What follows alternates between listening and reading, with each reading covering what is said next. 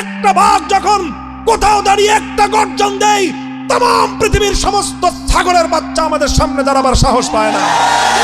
আল্লাহ পাক বাঘকে যেই শক্তি দিয়ে সৃষ্টি করেছেন, বাঘ যদি সেই শক্তি নিয়ে একবার মাঠে দাঁড়িয়ে যায়, ছাগলের দল মাঠে দাঁড়াবার কোশ্চিন গেলেও হিম্মত এবং সাহস পাবে না। দেখেন, এক লোক জঙ্গলে গেছে কাঠুরিয়া কাঠ কাটতে। তো জঙ্গল থেকে ফেরার সময় সে দেখে যে জঙ্গলের এক জায়গায় একটা বাচ্চা বাঘ পড়ে আছে, ছোট বাঘ। বাঘিনী হয়তো কোথাও গেছে শিকার টিকার করতে, ওই বাঘের বাচ্চাটা বাঘিনী থেকে তার মায়ের থেকে আলাদা হয়ে গেছে। এখন কাঠুরিয়া বাঘের বাচ্চা পাইছে, ছোট বাচ্চা, শখ করে এটাকে কোলে করে বাড়িতে নিয়ে আসছে।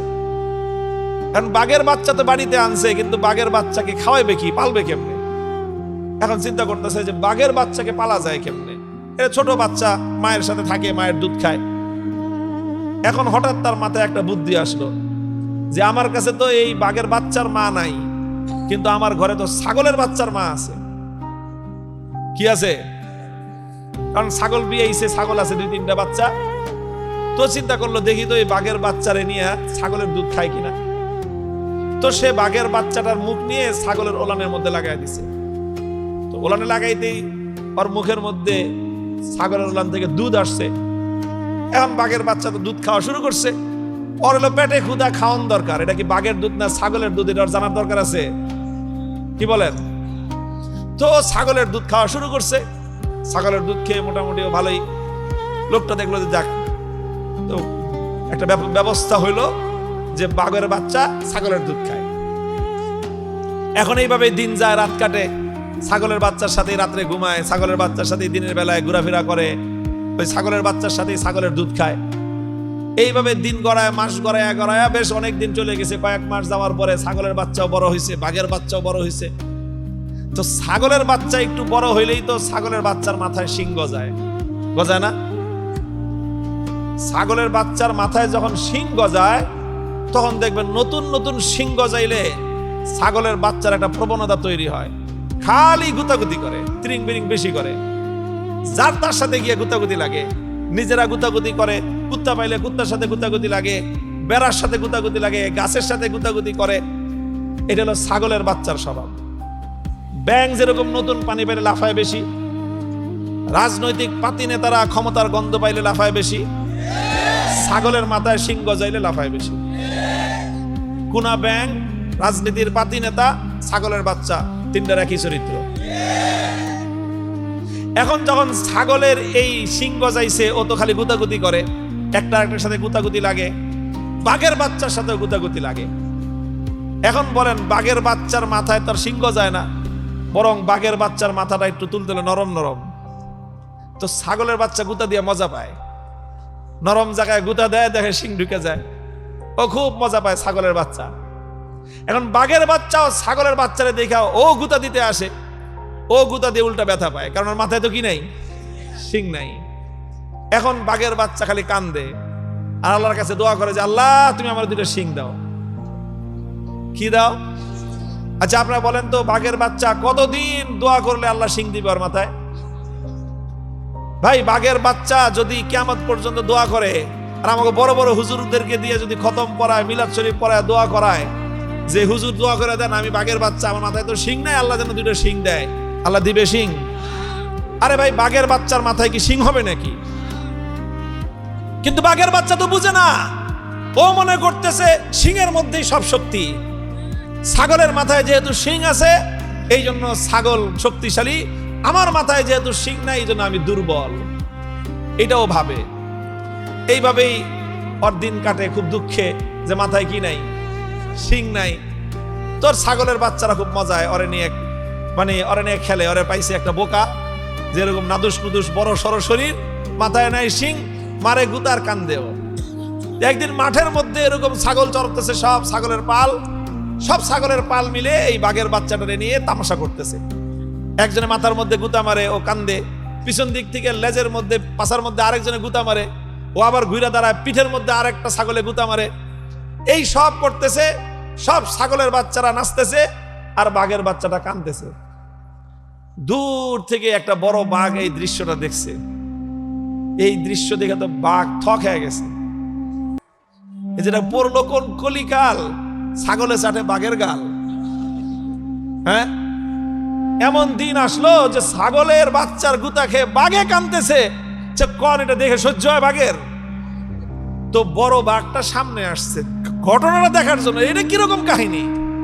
ছাগলের এরকম সাহস যে বাঘের বাচ্চা নিয়ে তামসা করতেছে। তো এই আস্তে আস্তে বড় বাঘটা সামনে আসছে, আয়শা একটা গর্জন, বাঘের গর্জন শুনছেন কোথায় ভাই? চিড়িয়াখানায় যেই বাঘের গর্জন শোনা যায় এটা তো মরা বাঘ। এটা মরা বাঘ না? বলবেন যে মরা খেয়ে তাজাই তো। আরে ভাই তাজা মানে কিরকম? এটার মধ্যে তো খাঁচার মধ্যে বন্দি করে রাখছে। এটারে খাঁচার মধ্যে বন্দি করে রাখছে, খাওয়ায় কি করে? ও জঙ্গলে থাকলে রয়্যাল বেঙ্গল টাইগার খাইতো কি? সকালবেলা একটা হরিণ, দুপুরবেলা একটা মহিষ, রাত্রে বেলায় একটা এরকম ছাগল বা গরু একটা কিছু ধরে খায়। সকালের ব্রেকফাস্ট হয় হরিণ দিয়া, দুপুরের লাঞ্চ আর মহিষ দিয়া, খাসি দিয়া বা গরু দিয়া, আর রাত্রের ডিনার হয় আর একটা ছাগল গরু একটা বড় কিছু দিয়ে। সেই বাঘরে ধরে না খাঁচার মধ্যে বসছে। ওর জন্য সরকারের পক্ষ থেকে বরাদ্দ আছে ডেলি মনে করেন 20 কেজি গোশত। তো 20 কেজি গোশত যদি সরকারি বরাদ্দ হয়, আচ্ছা বলেন আপনাদের জন্য যদি সরকার প্রতি মাসে 10 কেজি করে গম বরাদ্দ দেয়, আপনারা কয় কেজি করে পাইবেন বলে আশাবাদ? বলেন পাইবেন কিছু? আপনাদেরকে যে ফ্যামিলি কার্ড যদি কেউ দেয়, দিবে। আপনাদেরকে মনে করে রেশনের কার্ড দিল, ভাই সরকার তো দিবে কার্ড, আপনি পাইবেন কয়শটা? এই দেশে আচ্ছা বলেন তো আপনার বুকে হাত দিয়ে কত পার্সেন্ট মানুষ সরকারি অফিস আদালতে গিয়ে ঘুষ ছাড়া, কোনো টাকা পয়সা দেওয়া ছাড়া মাগনায় সরকারি সার্ভিস পান? কত পার্সেন্ট মানুষ পান আছেন? বলেন হাত উঠে। মানুষ না খেয়ে মরে, তারপরে তো মানুষের গম খেয়ে ফেলায়। ব্রিজ কালভার্ট বানাবে, রডের বদলে বাঁশ দিয়ে বসে থাকে। তাইলে এই যদি হয় মানুষের সাথে আচরণ, চিড়িয়াখানার বাঘের সাথে কি করে ওরা? আর বাঘে তার কইতেও পারে না তুই আমার গোশত মেরে খাইছস। ওই 20 কেজি গোশতেতে 10 কেজি আগেই যায় গিয়ে চিড়িয়াখানার বাইরেই, ভিতরে যা পাঠায় ওখান থেকে স্টাফ মিস্টাফ যা আছে ওরা গরুর মাংস কিছু আপনার বুনা করে খায়, আর সাল বাকলা কিছু দেয় বাঘেরে খায়। ওই আর তো এই খায়া করে সারাদিন জিতে শুয়েই থাকে। এরপরে এই বাঘরে যদি কেউ খোসা মারেন, তাহলে দেখেন বাঘের তাকাইলে আপনার কলজে পানি শুকিয়ে যাবে। এরপরে মাঝে মাঝে ও একটু নিঃশ্বাস ছাড়ে, গর্জন দিবে কি? এই মরা বাঘ আটকানো বাঘের বুকের থেকে গর্জন আর হুঙ্কার বের হয়। এরপরে সামান্য একটা আওয়াজ যখন করে, গোটা চিড়িয়াখানা থরথর করে কেঁপে উঠে, সমস্ত পোলাপান দৌড় দেয় যে বাঘ গর্জন দিতেছে দেখার জন্য। এই যদি হয় মরা বাঘের গর্জন, তো জঙ্গলের আসল বাঘের গর্জনটা কেমন হয়? একেবারে জমিন থেকে আসমান পর্যন্ত থরথর করে কাঁপতে শুরু করে, পাহাড় পর্যন্ত কেঁপে উঠে বাঘের গর্জনে। তো বাঘটা যখন এরকম গর্জন দিছে, ছাগলের কি অবস্থা করে? এই বাঘের এক গর্জন শুনে সব ছাগল যে যেদিকে পারে প্রাণপণ খালি দৌড়ায়, কাইলো দৌড়াইতে আছে। সমস্ত ছাগল বাঘের গর্জনে হুঙ্কারে ময়দান খালি করে সব পলাইছে। ছাগলেও দৌড়ায়, ছাগলের বাচ্চাও দৌড়ায়, সাথে সাথে বাঘের বাচ্চাও দৌড়ায়। বড় বাঘটা পিছন থেকে দৌড়ায় আসছে।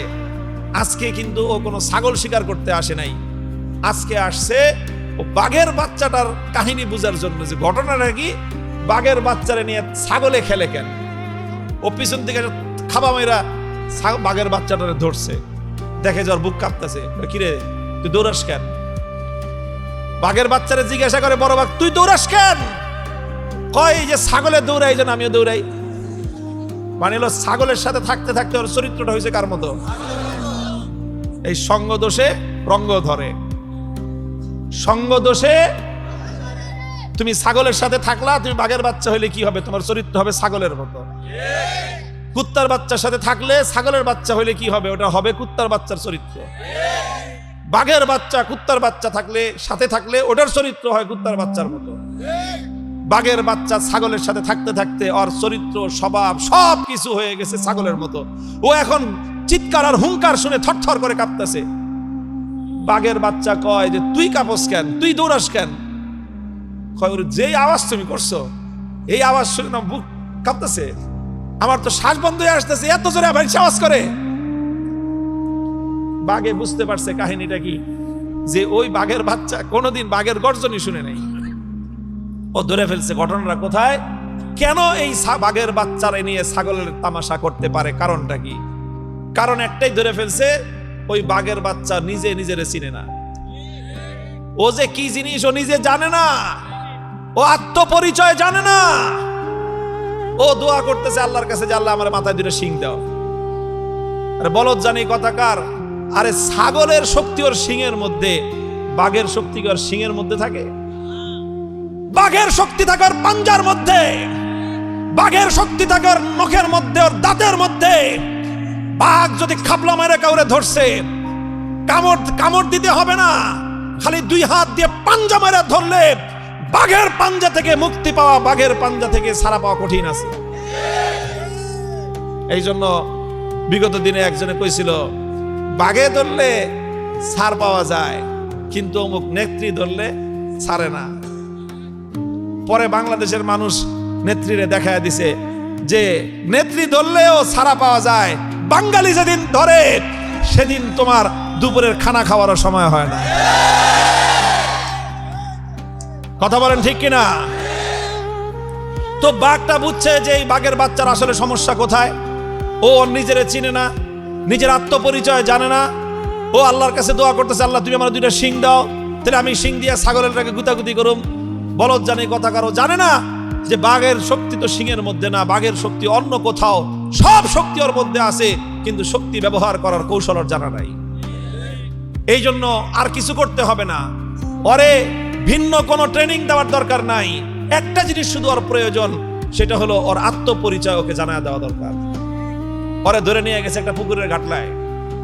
পুকুরের ঘাটলায় নিয়ে যায় বড় ভাই কয়, যা পুকুরের থেকে পানি খেয়ে আয়। এখন তো পুকুরের পানিতে নামে না, থাকছে সারা জীবন কি এর সাথে? ওর চরিত্র হচ্ছে ছাগলের মতো। ছাগল তো সহজে পুকুরে ঘাটলায় নামে না, গলায় রশি বাইন্দা টানবেন, ওর গলা ছিঁড়ে যাবো গিয়া, কিন্তু ছাগল নামে না পুকুরের পানিতে। ওর হইছে এই চরিত্র। কিন্তু বাঘের আজকে পেদানি খেয়ে নামছে কোন রকম ভয়ে ভয়ে পুকুরের ঘাটলায় পানি খাইতে নামছে। পুকুরের ঘাটলায় যখনই পানি খাইতে নামছে, পুকুরের পানির মধ্যে মুখ দিছে, দেখেই তো আটকে উঠছে, ভয় পেয়ে গেছে। বাপরে, ভয়ঙ্কর একটা প্রাণী দেখা যায় পানির মধ্যে। পরে ভালো করে দেখে যে ও মুখটা কাছে নিলে পানির মুখটা কাছে আসে, ও দূরে নিলে পানির মুখটা দূরে চলে যায়।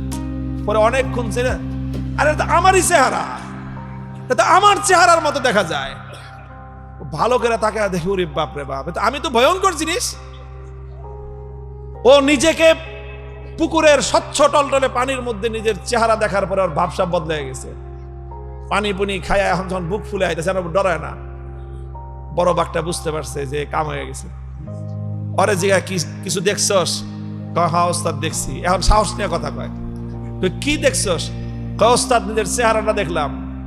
কি দেখলি? তোর চেহারা ছাগলের মতো। না ওস্তাদ, আমার চেহারা তো ছাগলের মতো না, আমার চেহারা বস তোমার মতো। বস তোমার মতো আমার চেহারা? এবার বড় বাঘে কইছে, হ্যাঁ এবার লাইনে আইছস তুই, দেখ তোর চেহারা হলো আমার মতো।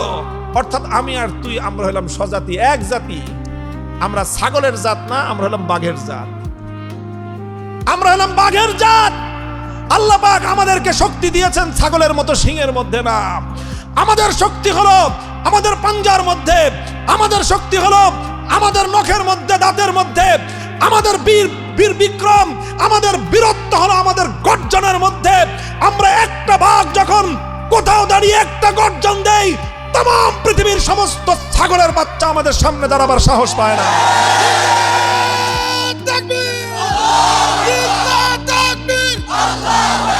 আমরা সবাই রাসূল চিনি, রক্তের বই নাই, লড়াই লড়াই লড়াই চাই, এই লড়াইয়ে জিতবে কারা? মোহতারাম হাজিরিন, পরিষ্কার কথা এটাই, এটাই পরিষ্কার কথা, এটাই আসল রহস্য। বাঘের বাচ্চা যতদিন নিজের আত্মপরিচয় না জেনেছে, যতদিন নিজের শক্তির সন্ধান সে না পেয়েছে, সে আল্লাহর কাছে দোয়া করছে, আল্লাহ তুমি মানে ছাগলের মতো দুইটা শিং দাও। অথচ এই বাঘ জানে না যে হাজার শিংওয়ালা ছাগল একটা বাঘের সামনে কোনো শক্তি নাই। হাজার লক্ষ ছাগল মিলেও একটা বাঘের গর্জনের সামনে মাঠে দাঁড়াবার হিম্মত তাদের নাই। হে মুসলমান ইমানদার, আল্লাহর কসম খেয়ে বলি, আল্লাহর কোরআনের মধ্যে আল্লাহ পাক ইমানদারদের জন্য যেই শক্তির সন্ধান দিয়েছেন, আজ মুসলমানেরা ইমানদারেরা সেই শক্তির কথা ভুলে গিয়ে দুনিয়ার কাফের মুশরিক বেঈমান ছাগলের জাতের শিঙের গুতা খেয়ে কান্নাকাটি করে আর দোয়া করে যে আল্লাহ এই ইহুদি খ্রিস্টান বেঈমান বেদিন এই ছাগলের দলের মতো আমাদের বাঘের মাথায় তুমি শিং গজাও। তো বলেন, বাঘ সারা জীবন কিয়ামত পর্যন্ত দোয়া করলে বাঘের মাথায় ছাগলের মতো শিং হবে?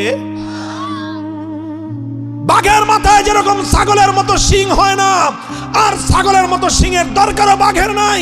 আল্লাহ পাক বাঘকে যেই শক্তি দিয়ে সৃষ্টি করেছেন, বাঘ যদি সেই শক্তি নিয়ে একবার মাঠে দাঁড়িয়ে যায়, ছাগলের দল মাঠে দাঁড়াবার কোশ্চিন কালেও হিম্মত এবং সাহস পাবে না।